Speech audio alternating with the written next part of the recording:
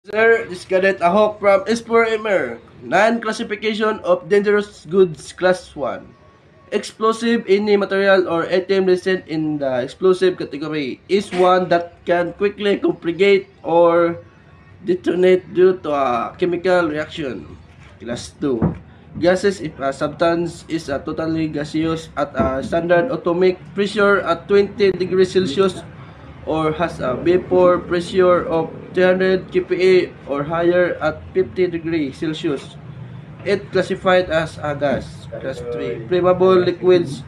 Flammable liquid is classified as a liquid mixture of liquid or liquid containing solids with a plus point lower than equal to 60 degrees to 65 degrees Celsius. Class 4.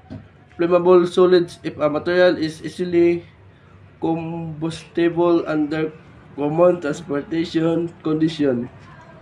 Class 5.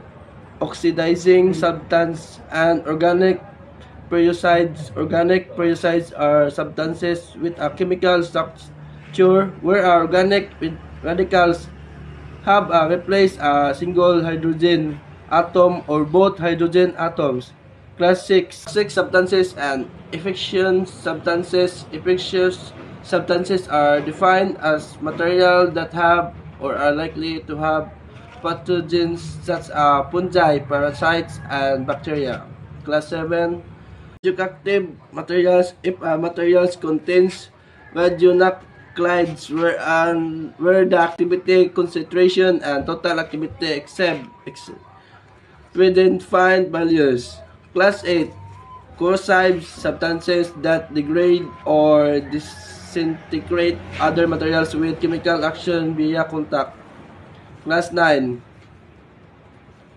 Miscellaneous hazardous materials. When materials don't fit under previously mentioned categories, they are put under the miscellaneous hazardous materials banner.